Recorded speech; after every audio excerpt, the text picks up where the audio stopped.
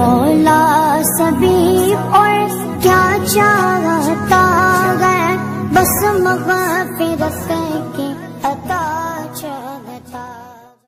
تم بے جان پھر زندہ کیا تم کو، پھر موت دے گا تم کو، پھر زندگی دے گا تم کو، پھر اسی اللہ ہی کی طرف لوٹائے جاؤ گے تم۔ وہی اللہ ہے جس نے بنایا تمہارے نفع کے لیے جو کچھ ہے زمین میں سارے کا سارا، پھر متوجہ ہوا آسمان کی طرف، پس ٹھیک کر دیا ان کو 7 آسمان، اور وہ ہر چیز کو خوب جاننے والا ہے۔ سورہ البقرہ کی آیت نمبر 28 اور 29 یہ دو آپ حضرات کے سامنے پڑھی اور ترجمہ کیا ہے۔ اس میں اللہ تبارک و تعالی نے اپنی نعمتیں گنوائی ہیں۔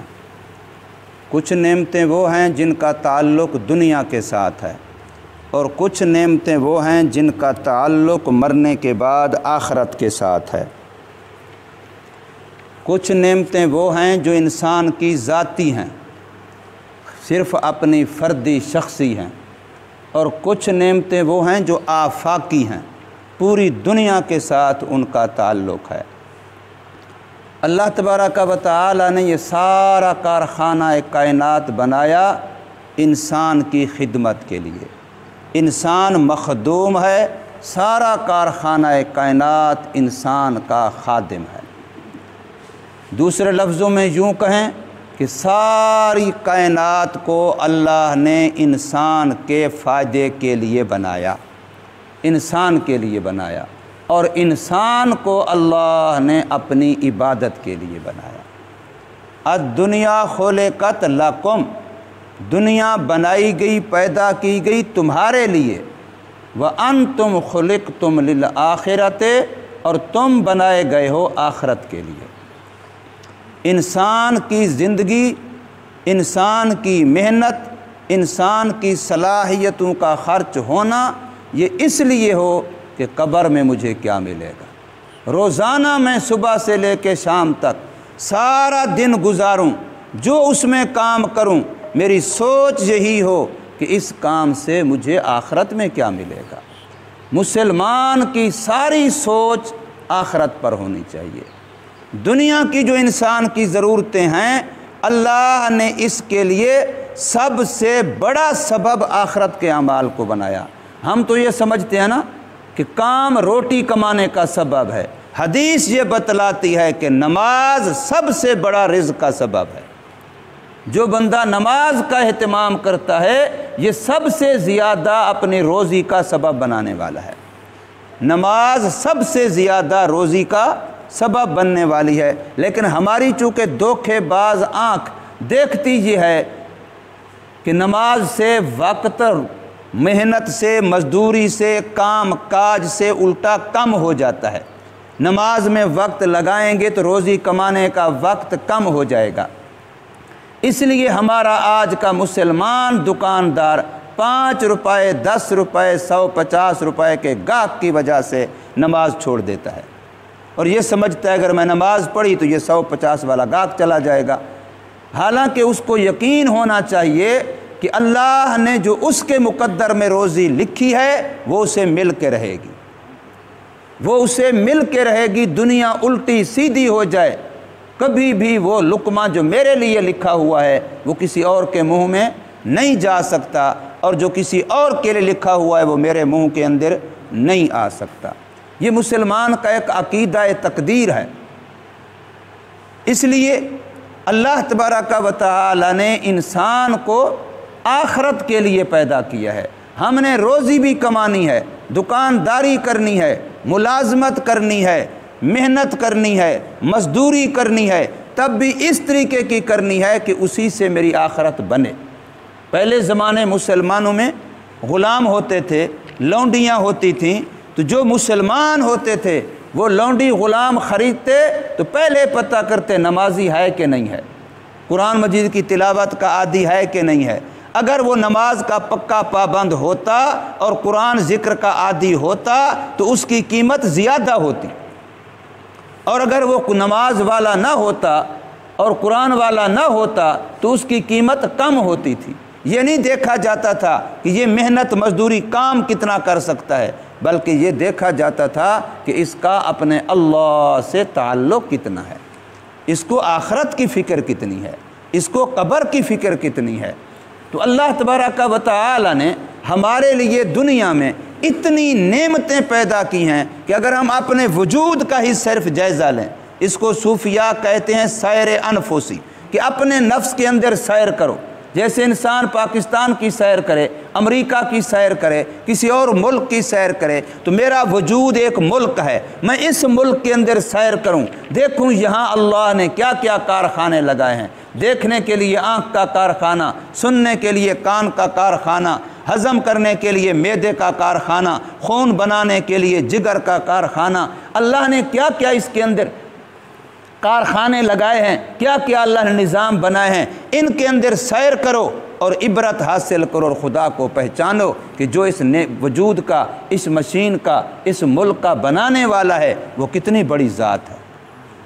کیا ہم نے ماں کے پیٹ میں ہاتھ جوڑ جوڑ کے خدا سے مانگا تھا کہ ہمیں آنکھیں دے، ہمیں زبان دے، ہمیں کان دے، ہمیں ہاتھ دے، ہمیں پاؤں دے؟ ہم نے مانگا تھا ماں کے پیٹ میں؟ اللہ نے بن مانگے دیا کہ نہیں دیا؟ تو جب اس وقت بن مانگے دیا تو اب وہ اللہ موجود نہیں ہے، اب اس کی قدرت اور طاقت نہیں ہے۔ نحن نرزقکم وإیاہم۔ لوگ جو پہلے زمانے میں اپنے بچیوں کو زندہ درگور کر دیتے تھے، قرآن مجید کے اندر ہے، اس کی دو وجہ تھیں۔ ایک تو یہ وجہ جو آج کل بھی چلتی ہے کہ اگر بچے زیادہ ہو گئے تو کھائیں گے کہاں سے، لہٰذا افرادی آبادی کو کم کرو، ملک کے وسائل کم ہیں، آبادی کم کرو، بچے دو ہی اچھے، چھوٹا خاندان، خوشحال گھرانہ۔ یہ ساری پرفریب نعرے جو لگائے جاتے ہیں وہ اس لیے لگائے جاتے ہیں کہ جی روزی ملک دیتا ہے، روزی ملک کے وسائل دیتے ہیں، اگر بندے بڑھ گئے وسائل تھوڑے ہوئے یہ تو بھوکے مر جائیں گے، حالانکہ روزی میرا اللہ دیتا ہے۔ اور دوسری وجہ ان کی یہ تھی کہ بھی ہماری بچیاں کل دوسرے کے گھر بیاہ کے جائیں گی، وہ ہمارا داماد بن کے آئے گا، یہ ہمارے لیے عار اور عیب ہے۔ یہ ان کا خیال تھا اس وقت کے جہلا کا، جاہلیت کے زمانے کے لوگوں کا، وہ بچی کو عیب سمجھتے تھے، لہٰذا جب کسی کے گھر بچی پیدا ہوتی تو اس کی شکل بگڑ جاتی اور وہ سوچنے لگ جاتا اب کیسے اس سے جان چھڑاؤں، اور گڑھا کھود کے اس کو بیچاری کو زندہ زمین کے اندر دفن کر دیتے تھے۔ قرآن کہتا ہے وَإِذَا الْمَوْعُودَةُ سُئِلَتْ بِأَيِّ ذَنبٍ قُتِلَتْ، جب زندہ درگور کی ہوئی بچی کے بارے میں پوچھا جائے گا، بتا اس بیچاری کا کیا گناہ تھا، تو نے جو اس کو زندہ پکڑ کے زمین میں دھنسا دیا، اس بیچاری کا کیا گناہ تھا، کیا جرم کیا تھا اس معصوم بچی نے؟ تو ان کا یہ وجہ تھی۔ تو آج بھی ہم یہ دیکھتے ہیں تو اللہ نے اس کے جواب میں فرمایا نحن نرزقکم، تمہیں بھی روزی ہم دیتے ہیں، وإیاہم، اور ان کو بھی روزی ہم دیتے ہیں۔ نہ تم اپنی روزی خود کما کے کھاتے ہو، نہ وہ روزی ان کی روزی تم کماتے ہو۔ اس لیے کہا گیا ہے گھر کے اندر جتنے افراد ہیں، میں گھر کا سربراہ ہوں، میں مزدوری کرتا ہوں، محنت کرتا ہوں، میں مت سمجھوں کہ میں اپنے بچوں کو روٹی میں کھلا رہا ہوں، میرا اللہ دے رہا ہے۔ مجھے ہاتھ کس نے دیے، مجھے سمجھ کس نے دی، میرے جسم میں طاقت کس نے رکھی، میں کون ہوتا ہوں روٹی کما سکنے والا؟ میرے سے اچھے اچھے ہسپتالوں میں پڑے ہیں، میرے سے اچھے اچھے قبرستانوں میں گئے پڑے ہیں، میرے سے اچھے اچھے مستقل آپا حج معذور مجبور ہوئے پڑے ہیں، میں کون ہوتا ہوں؟ روزی میرا اللہ دیتا ہے۔ اگر یہ بھی سمجھ لیا کہ روزی کا ضامن میں ہوں تو یہ بھی شرک ہے، یہ بھی شرک بن جائے گا، روزی کا ضامن میرا اللہ ہے۔ تو اللہ نے اتنی ہمارے لیے نعمتیں پیدا کی، اتنی نعمتیں پیدا کی۔ آج ہم صرف اسی لباس والی کو نعمت کے دیکھیں، اس میں کتنی وارنٹیاں ہیں، کتنے رنگ ہیں، کتنے ان میں موٹے پتلے، کتنا کیا کیا خوبصورت سے خوبصورت عورتوں کے لباس، مردوں کے لباس، انسان کی فہرست تیار کرے پوری کتاب بن جائے۔ کھانے کی نعمتیں دیکھو، پینے کی نعمتیں دیکھو، پہننے کی نعمتیں دیکھو، سواریاں دیکھو کیا سے کیا، مکان دیکھو کیا سے کیا۔ یہی انسان تھے جھونپڑیوں میں رہا کرتے تھے، کچے کوٹھوں میں مٹی کے مکانوں میں رہا کرتے تھے، اور آج پتہ نہیں کیا سے کیا بلڈنگیں۔ اور یہ بھی قیامت کی نشانی ہے میرے آقا نے ارشاد فرمایا کہ قیامت کی نشانی میں سے ایک یہ ہے کہ بکریاں چرانے والے لمبے لمبے مکانوں میں رہا کریں گے، خالی پاؤں پھرنے والے جن کے پاؤں میں جوتے نہیں ہوا کرتے تھے وہ کوٹھیوں میں رہا کریں گے۔ یہ حضور صلی اللہ علیہ وسلم کی حدیث کے اندر قیامت کی نشانی بتلایا گیا ہے، یہ بھی قیامت کی نشانی ہے۔ اور فرمایا اللہ کو سب سے زیادہ ناپسند وہ پیسہ ہے جو عمارت پہ خرچ ہوتا ہے، جو ہم آئے دن مضبوط سے مضبوط، یہ بھی ٹائل وہ بھی پتھر، یہ بھی ٹائل وہ بھی پتھر۔ فرمایا سب سے اللہ کو ناپسند وہ پیسہ ہے جو عمارت پہ خرچ ہوتا ہے۔ تو اس لیے اللہ نے بے شمار نعمتیں ہمارے لیے پیدا کرنے کے بعد فرمایا کیف تکفرون باللہ، اب اتنی نعمتیں دینے والے اللہ کی ناشکری کیسے کرو گے، کس منہ سے کرو گے؟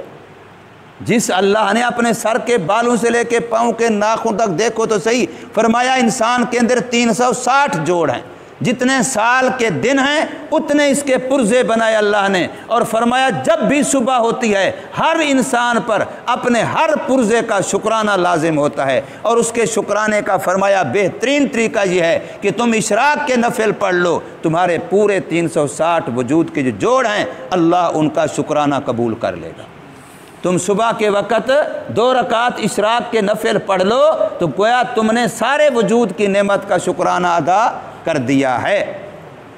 تو اللہ نے فرمایا کیف تکفرون باللہ، چائے کی ایک کوئی پیالی پلا دے اس کو تو سوری کہتا پھر رہا ہے، اس کو تو احسان اس کا مانتا ہے، اس کو تو جھک کر کے ملتا ہے، جس نے مجھے چائے پلائی ہے، اس نے مجھے کھانا کھلایا ہے۔ تو جو میرا اللہ ماں کے پیٹ میں پالتا رہا، ماں کی گود میں پالتا رہا، بچپن میں پالتا رہا، لڑکپن میں پالتا رہا، جب اولاد بڑھاپے میں چھوڑ جاتی ہے رب کہتا ہے میرا دروازہ پھر بھی کھلا ہے، تو نے جوانی میں بڑے گناہ کیے، بغاوتیں کیں، نافرمانیاں کیں، پر میں اللہ تجھے اپنے در سے دھکا نہیں دیتا، باز آ ہر آنچ ہستی باز آ، گر 100 بار توبہ شکستی باز آ، 100 دفعہ بھی توبہ توڑ چکا ہے، میرا رب فرماتا ہے میرا دروازہ پھر بھی بند نہیں ہے، میرا دروازہ پھر بھی تیری توبہ کے لیے کھلا ہے، پھر آ جا۔ کیف تکفرون باللہ، کیسے کفر و ناشکر انکار کرو گے تم اللہ کا، وکنتم امواتا، تم تو بے جان تھے، چاہے مٹی کی شکل میں انسان تھا تب بھی بے جان تھا، اور اگر مادہ منویہ جس گندے پانی سے بندہ پیدا ہوتا ہے اگر وہ تھا وہ بھی کیا ہے، بے جان ہے، اس کے اندر کوئی سانس جان نہیں ہے۔ فَأَحْيَاكُمْ، پھر اللہ نے تمہیں زندگی دی، پھر اللہ نے تمہیں زندہ بنایا، پھر جتنا عرصہ اللہ نے زندگی کا رکھا، کسی کے دن ہیں، کسی کے مہینے، کسی کے سال، فرمایا پھر وقت مقررہ آنے پر ثم یمیتکم، پھر اللہ موت دیتا ہے تم کو، پھر جتنا عرصہ قبر کی زندگی کا ہے، برزخ کی زندگی کا ہے، وہ گزار کر کے جب قیامت آنی ہے ثم یحییکم، پھر زندہ کرے گا اللہ تبارک و تعالی تم کو، اور پھر زندہ کرنے کے بعد بیکار نہیں ہے، فرمایا ثم الیہ ترجعون، پھر اسی اللہ کی طرف لوٹائے جاؤ گے تم، اب رب کے سامنے جا کے حساب دینا ہے۔ اب دائیں کندھے والا فرشتہ اپنا ریکارڈ پیش کرے گا، بائیں کندھے والا فرشتہ اپنا ریکارڈ پیش کرے گا، یہ اس کی زندگی ہے جو اس نے ساری گزاری ہے، ساری محفوظ ہے، کوئی ایک بولنا ایسا نہیں جو محفوظ نہ ہو، کوئی ایک دیکھنا، کوئی ایک سننا، کوئی ایک روپیہ کمانا، کوئی ایک روپیہ خرچ کرنا، سارے کا سارا ریکارڈ موجود ہے پوری زندگی کا۔ جیسے سکرین پہ سب کچھ نظر آ رہا ہوتا ہے ایسے نظر آئے گا، اور نظر بھی یوں آئے گا، فرمایا جیسے چاند کھڑا ہو رات کو، ساری دنیا کے انسان بیک وقت دیکھ رہے ہوں، کسی کو رکاوٹ نہیں بنتی، یہ نہیں کہنا پڑتا آگے سے ہٹ جا مجھے بھی دیکھنے دے، چاند سب کو نظر آ رہا ہوتا ہے۔ فرمایا قیامت کے دن اعمال نامہ ایسے سب کے سامنے آ جائے گا، کسی کا اعمال نامہ اگر اللہ سب کو دکھانا چاہے گا تو سب کو رسوا کر کے رکھ دے گا، سب کے سامنے، دوست بھی ہوں گے، دشمن بھی ہوں گے، اپنے بھی ہوں گے، بیگانے بھی ہوں گے۔ کتنے کام ہیں جو دنیا میں ہم چھپاتے پھر رہے ہیں، ہائے کہیں بھائی کو پتہ نہ چل جائے، ابو کو پتہ نہ چل جائے، بیٹوں کو پتہ نہ چل جائے، محلے داروں کو پتہ نہ چل جائے، اگر وہاں اللہ نے دکھا دیا تو پھر کیا کریں گے؟ وہاں تو سارے ہوں گے، اس لیے دعا کی گئی اللہم انی اعوذ بکا من خزی الدنیا والآخرہ، اے اللہ میں آپ سے پناہ مانگتا ہوں مجھے دنیا میں بھی رسوا نہ کرنا اور آخرت میں بھی مجھے رسوا نہ کرنا، کہ دوستوں کے سامنے، دشمنوں کے سامنے، اپنوں کے سامنے، بیگانوں کے سامنے، وہاں اگر میرے عیب کھل گئے، وہاں اگر میری زندگی اوپن ہو گئی تو میں کتنا شرمندہ ہو جاؤں گا۔ آدم علیہ السلام سے لے کے قیامت کی صبح تک آخری انسان تک سارے موجود ہوں گے۔ تو فرمایا ثم الیہ ترجعون، پھر اسی اللہ کی طرف لوٹائے جاؤ گے تم۔ هو الذی، وہی اللہ ہے، خالقہ، جس نے پیدا کیا، لکم، تمہارے نفع کے لیے۔ خدا کی تو کوئی ضرورت نہیں ہے، اللہ کو نہ پہاڑوں کی ضرورت ہے، نہ سورج چاند کی ضرورت ہے، نہ دریاؤں سمندروں کی ضرورت ہے، نہ اللہ تبارک و تعالیٰ کو سردی گرمی کی، نہ کھانے پینے کی، نہ کسی اور، یہ سارا کچھ اللہ نے تمہارے لیے بنایا ہے۔ هو الذی، وہی اللہ ہے جس نے پیدا کیا ہے، لکم، تمہارے لیے، ما فی الارض جمیعا، جو کچھ ہے زمین میں سارے کا سارا۔ بظاہر زمین میں ایسی چیزیں ہیں انسان سمجھتا ہے ان میں میرا کیا فائدہ، لیکن ہر چیز میں انسان کا کوئی نہ کوئی فائدہ ہے، اور کچھ نہ ہو تو عقل والا انسان ہو تو ان چیزوں کو دیکھ کے عبرت تو حاصل کر سکتا ہے، اللہ کی پہچان تو کر سکتا ہے۔ ہر بنائی ہوئی چیز بنانے والے کی اطلاع دیتی ہے، بنانے والے کا تعارف کرواتی ہے۔ کائنات کا ذرہ ذرہ اللہ کا بنایا ہوا ہے، یہ اللہ کی اطلاع دے رہا ہے، یہ اللہ کا تعارف کروا رہا ہے۔ ثم استوى، فرمایا اللہ زمینوں کو بنانے کے بعد پھر متوجہ ہوا الی السماء، آسمانوں کی طرف، فسواہن سبع سماوات، پھر اللہ نے برابر ٹھیک ٹھیک بنا دیا ان کو 7 آسمان۔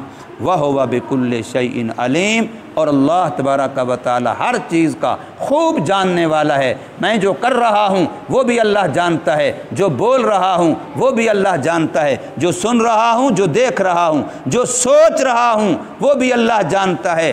علیم بذات الصدور، جو میرے دل میں وہم و کھٹکا آ رہا ہے، جو توہمات و تصرفات آ رہے ہیں، تخیلات اور خیالات آ رہے ہیں، اللہ ان کو بھی جانتا ہے۔ اس لیے مومن کبھی اکیلا نہیں ہوتا، ایمان والا کبھی یہ سوچتا ہی نہیں ہے کہ جی اب مجھے کوئی نہیں دیکھ رہا، یہ بات ایمان والا کبھی سوچتا ہی نہیں ہے۔ ایمان والا جہاں کہیں ہوتا ہے وہ سمجھتا ہے کہ میرا اللہ میرے ساتھ ہے۔ وَهُوَ مَعَكُمْ أَيْنَمَا كُنْتُمْ، تم جہاں کہیں بھی ہو تمہارا اللہ تمہارے ساتھ ہے۔ غار میں حضور نے کیا فرمایا سیدنا صدیق اکبر رضی اللہ عنہ کو؟ لا تخف ولا تحزن ان اللہ معنا، ڈریے نہیں، خوف نہ کھائیے دشمن کا، میرا اللہ ہمارے ساتھ ہے۔ حضرت موسیٰ علیہ السلام، پیچھے فرعون کی فوجیں آ گئیں، آگے دریا ہے، لوگ کہنے لگے بنی اسرائیل اب تو پکڑے گئے، اب تو بچنے کی کوئی صورت نہیں۔ فرمایا مت ڈرو، ان معی ربی، میرا رب میرے ساتھ ہے۔ اس لیے اللہ جب ساتھ ہے تو پھر پرواہ کیا ہے۔ اس لیے کہا جاتا ہے بسم اللہ پڑھ کے ہر کام کو شروع کیا کرو، اس سے اللہ کی مدد، اللہ کی نصرت، اللہ کی برکت، اللہ ساتھ ہو جاتا ہے، پھر بندہ ناکام نہیں ہوتا۔ ہر جائز کام کی ابتدا بسم اللہ سے کرنے سے کامیابی ہوتی ہے۔ اللہ تبارک و تعالی ہمیں سمجھ نصیب فرمائے، عمل کی توفیق۔